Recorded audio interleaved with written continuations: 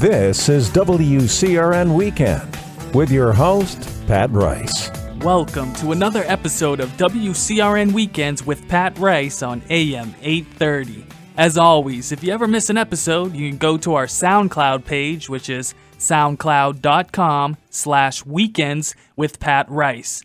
Right now on the line with us, we have Heather, who's an expert from Guardian Community Trust, which is a nonprofit that enables and supports elders and persons with disabilities for a better living and to enjoy life with less struggle and pain. Guardian Community Trust helps preserve the independence, comfort, and dignity while still receiving government benefits, such as Medicaid, exempt trust accounts.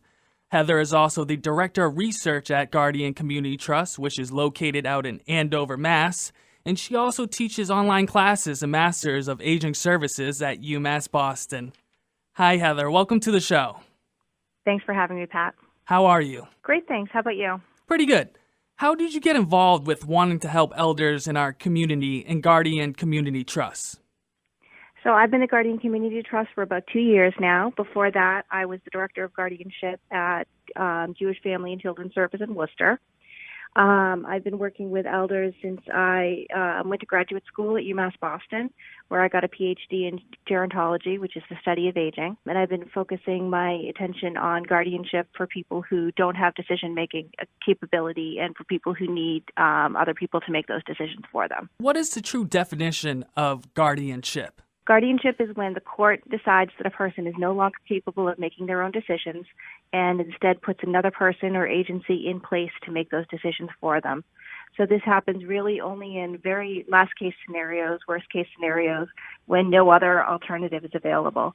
But it's certainly very important for adults who aren't able to make decisions for themselves anymore. Absolutely. And, as humans, we all get to that certain point in our lives where we might not be able to take care of ourselves, whether we've experienced it with our grandparents and our parents. And what areas did you notice that elders lack in for support and guardianship before they get the help from Guardian Community Trust? So we are able to help people with decision-making around their finances, around healthcare decisions, and around housing.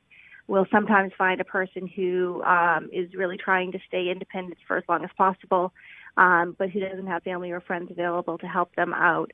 And maybe the housing, maybe if they're in public housing, we get a call saying that this person has been hoarding, or the person has been leaving the heat on or the stove on when they're leaving the house.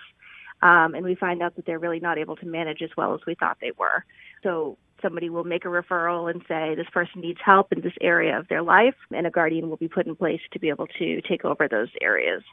What are some activities or things that an elder might do that would signal off that, maybe they need help or guardianship? Like you mentioned, they might be leaving the heat on or hoarding. Are those some of the usual activities that they participate in?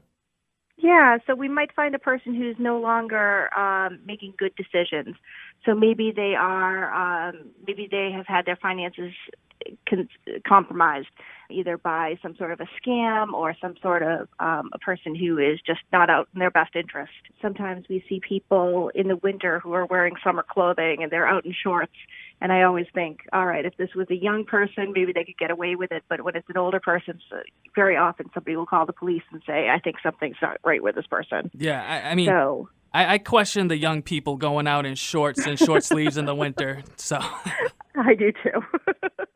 But somehow they're able to kind of get off the hook, whereas an older person, somebody often gets involved and says, boy, something's not right anymore, and they need to get some more help. Absolutely. And do you know what the an estimated percentage of elders that are brought into nursing homes are into guardianship? I don't know. There really isn't a lot of research on this, and there needs to be more. But we do know that between 3,800 and 4,800 people in Massachusetts need public guardianship, but they don't have access to it. So that means that they need somebody to make their decisions. They're no longer able to do it on their own, and they don't have a family or friend available to do it. They don't have money to pay somebody privately, and they're waiting on some sort of a public agency to come in and help them out. It's a large number. It's not unmanageable, but it's definitely something that we need to work on here in Massachusetts. Definitely. I mean, every day there's people that are going into nursing homes or need better support. I've heard a little bit of both positive and negative things about nursing home. Like I've heard some success stories. It worked out great for someone's grandparents, but then occasionally you hear on the news or you see online a video of a caretaker that's supposed to be taking care of someone that's in need, but maybe taking advantage of them, maybe abusing them, maybe not being that nice to them when they enter into their home. Mm-hmm. And so we definitely need more oversight. Nursing homes are a separate issue from guardianship, and there does need to be more oversight in nursing homes as well. There was a big article back in October in the New Yorker magazine that talked about abuse by guardians. And so in Massachusetts, we really need a better system for overseeing guardians to make sure that all of the decisions they're making are on the best interest of the person, and making sure that if there is some sort of abuse or neglect going on, that there's a way for people to get that information to the public. So we would like to see an oversight office that would allow the state to oversee guardians and make sure that the public has a way of getting in touch with somebody if there is a problem. Why would a guardian treat an elder that way? Whether it's out of frustration or is there any real reason? So, there's good and bad people in every group. And so, unfortunately, it's usually the bad apples that get a lot of the press. Most guardians are doing the right thing. They're taking care of somebody who is incredibly vulnerable and isn't able to make decisions by themselves. But there are certainly going to be problems in which somebody steps in and does the wrong thing. So sometimes it could be a person who is trying to take the elder's money. It could be a person who really is just overwhelmed and doesn't know how to do it correctly. We really don't have sufficient training in Massachusetts for guardians either. So it could be somebody who's just doing the wrong thing by accident, not realizing that they're not making the right decisions. So that seems like that's the next step that our state, Massachusetts, has to take is better training, research on guardians. Do you know of any other states that might pursue that? Sure. So my colleague Tracy Cuccinata has been doing an awful lot of work looking at other states' trainings. Massachusetts really doesn't require any training for guardians. In Massachusetts, You have to be over 18 and not a felon to be a guardian. And we really feel as though that's insufficient.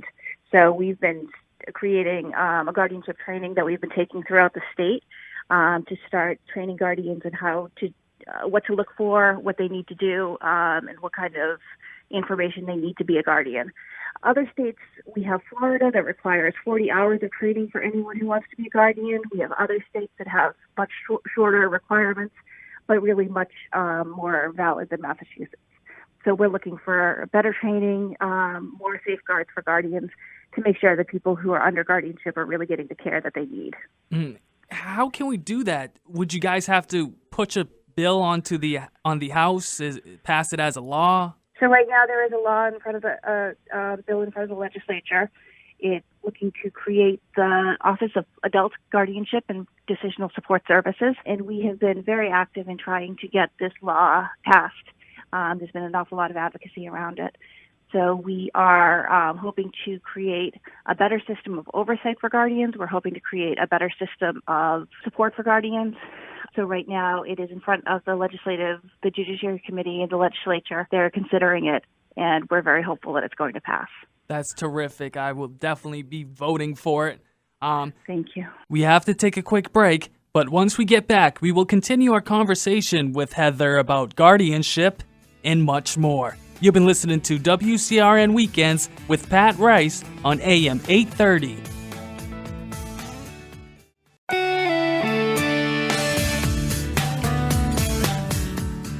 Welcome to WCRN Weekend and your host, Pat Rice. We are back. We've been talking with Heather Connors, the Director of Research of Guardian Community Trust, about guardianship, the lack of support and funds for caregivers and guardians within the Commonwealth, along with some of the red flags that might signal that your loved one, grandparent, or parents might need a guardian. In this segment, we are going to continue our conversations with Heather about these issues, along with how you can be the perfect guardian, some of the programs that Guardian Community Trust has to offer, and so much more. How can elders, whether they have a guardian or not, take better care of themselves and health? Because as people get older, just getting out of bed and maybe doing a jog around the block doesn't sound that exciting or, something that you'd want to do. And it's easy to just kick on back, and I know a lot of elders, they might spend their money by going to the casino, eating out a lot. How can elders take better care of themselves, and where can they look for company if they don't have it? You know, you mentioned company, and that's really something that's so important. It's so easy to get isolated as an older person, and isolation can be a real problem, both in terms of physical health and in terms of mental health.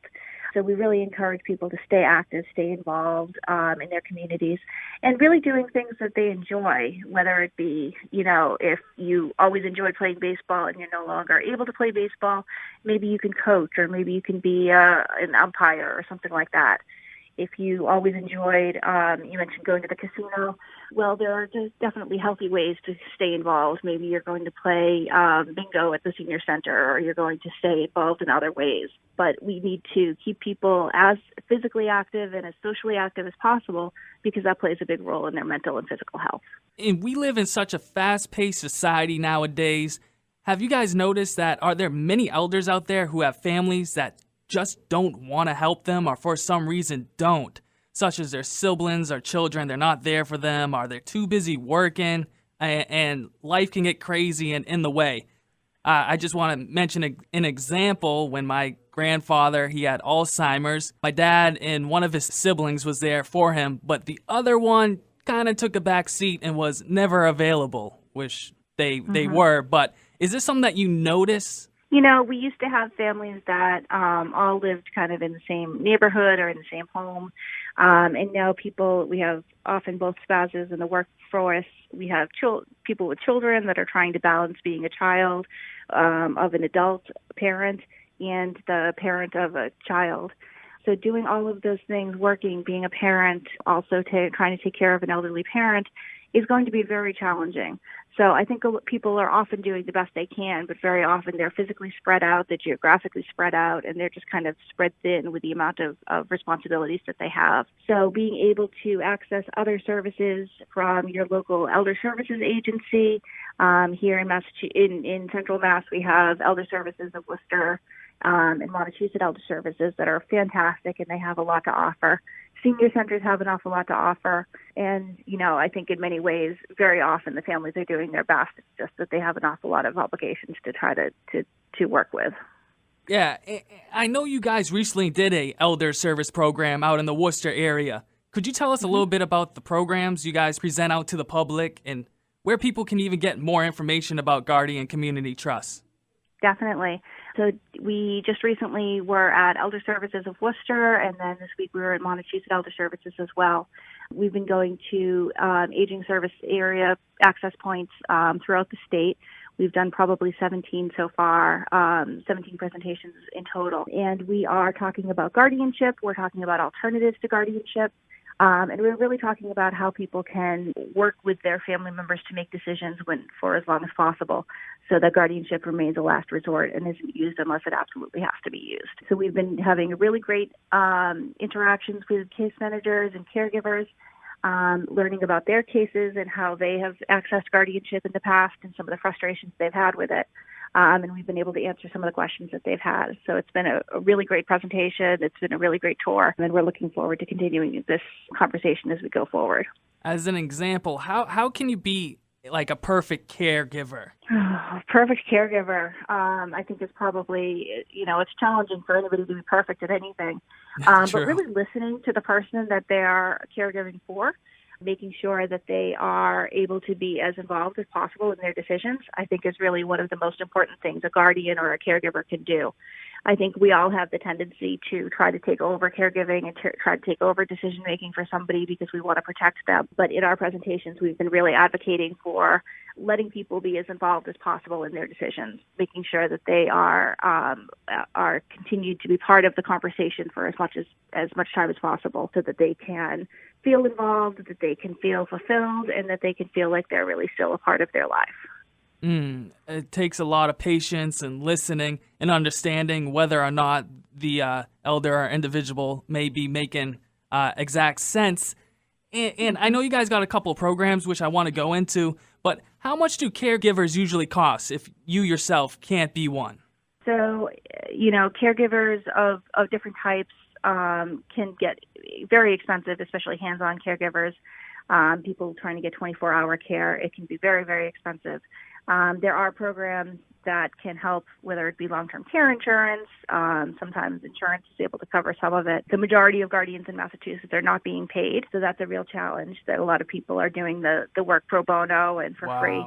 That's insane because it's a lot of work.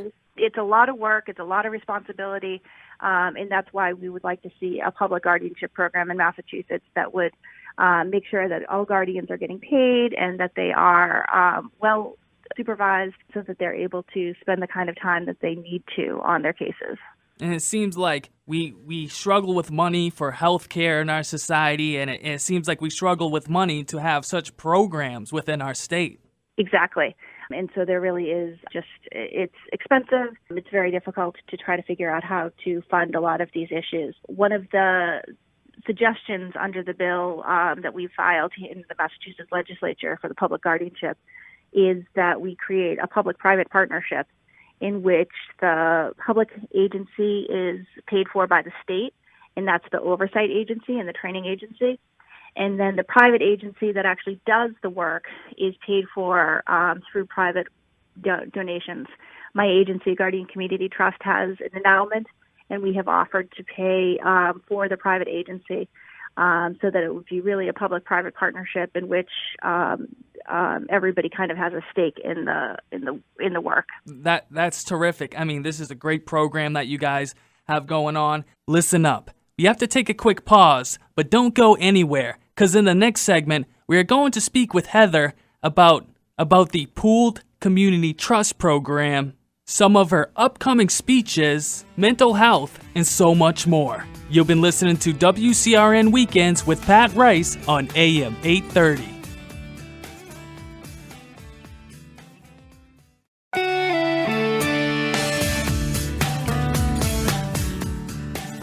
You're listening to WCRN Weekend. Once again, here's your host, Pat Rice. And we return. We've been talking with Heather Connors, the Director of Research for Guardian Community Trust, about guardianship in elders, how you can be a good caregiver, a guardian, along with some of the programs that Guardian Community Trust has to offer. In this segment, we are going to continue our discussions with Heather and even get into mental health, some of the scams that elders need to be aware of, some of the future events that Heather will be speaking at, and also how you can get involved to help support the caregivers and guardians within Massachusetts. Could you tell us a little bit about the Pooled Community Trust? Sure, definitely. So a pool trust is a tool that people can use when they're trying to get onto Medicaid, and they can put some of their money aside for quality of life purchases later on down the road. So in order to qualify for Medicaid, most people have to have less than $2,000 in assets. So they spend down most of their money to get onto Medicaid in Massachusetts. And so if you were part of a pool trust, you'd be able to put some of that money aside in order to use it later on. So we see some people doing things like going to Friendlies or getting their hair done on a regular basis, and they're able to use their money to do those things later in their life. So they're able to really benefit from the savings that they had. At the end of their life, the money that is remaining would return back to Medicaid, so the money would get paid back to Medicaid, and anything else that's remaining after that would go to their beneficiaries. Nice. And, you know, with elders and money, it's became a big deal nowadays with the phone scams and all different kind of scams going on. What are some major scams that if there are any elder people listening to the show right now, grandparents, that they should really watch out for? Because I hear all the time about a lady emptying out her bank account just to some random guy, just wiring it over the phone and then realizing it was a hack. Right. So I think people should just be very aware of not giving away private information over the phone or on the internet, that most legitimate organizations are never going to be asking for your Social Security number or your bank account number. And if you have questions about whether or not that is a legitimate request, really hanging up and calling that bank or calling whatever entity is calling you yourself to make sure that that is the right person who's picking up and really what you expect. I think calling the police whenever you're getting those kinds of calls is very important so the police can keep track of who's out there and what they're doing. Definitely. As new generations of elders come into place, do you guys notice an increase or decrease in certain mental illness and disabilities? Like, how about war vets? I know, are there elders with certain backgrounds that would cause for even more structured support, watch, and care? Definitely. We're seeing the opioid crisis playing a big role in people who need extra care, whether it be because they themselves are facing addiction or it's because other people in their family who otherwise might have been caregivers are now facing addiction. So we're seeing all sorts of addiction playing a big role in the need for guardianship. But also we're seeing a lot more people living longer. So they may end up with poorer health that needs care that they otherwise might have died from earlier in previous generations. So we're seeing definitely a rise in the types of cases that we're getting. We're seeing much more complicated cases. We're seeing people with mental illness who may not be, it may not be dementia, but it might be a lifelong mental illness that's finally coming to bear that makes it very difficult for them to manage on their own. Wow. That's interesting. And do you think that mental illness, is it caused by age or because of just over time stuff that they did that just triggered it when they got to an older age? No, I think for a lot of people, maybe they were able to manage a mental illness earlier on in life. And maybe with older age, polypharmacy, multiple medications make it harder for people to manage their medications. So if you're on medication for blood pressure and maybe diabetes and mental health, it could be harder for all of those medications to work together to be successful. So I don't necessarily know that more mental health issues are coming out. We do see more depression and anxiety in older people than in the younger population. But for serious mental health, a lot of times it's a lifelong condition that's just kind of becoming more obvious as people get older. Now, do you have any upcoming events of where you'll be speaking at for people that want to learn more about the Guardian Community Trust Program along with a website? Great. So we have a number of presentations that are coming up. We're going to be at Coastline Elder Services in New Bedford on May 9th. We're going to be at Boston Senior Home Care on May 23rd. And we're going to be at Somerville Cambridge Elder Services on June 14th and Western Mass Elder Services on June 21st. All of our information can be found at guardianship.institute, which is our website. And we are more than happy to answer questions if people are interested in coming to presentations. They can just let us know, and we'd be more than happy to help them find a presentation that's close to them. That is wonderful. You guys seem like you stay busy going on throughout the whole summer, spreading very informative information, and that's great. Because as a community, we need to watch out for our elders as they watched out for us when we were growing up. Absolutely. Definitely. Heather, do you have any last words that you would like to mention? Just that anybody who's interested in House Bill 3027 or Senate Bill 1177, which is bill around public guardianship, should definitely check out our website. We have plenty of information on it. We would love to talk to people more if they get in touch with us. This is something that's very important to support, and we hope that we get some people who've heard you today and are interested in getting involved. Excellent. Once again, Heather, I would like to thank you for coming on to my show. It was great speaking with you. And it was great speaking to you too, Pat. Thank you. Hey, have a wonderful day. That was the Director of Research of Guardian Community Trust, Heather Connors. And if you'd like to learn more info about Guardian Community Trust, just go to guardianship.institute or Google Guardian Community Trust. This has been another episode of WCRN Weekends with Pat Rice on AM 830. We'll catch you guys next weekend. This has been WCRN Weekend and your host, Pat Rice.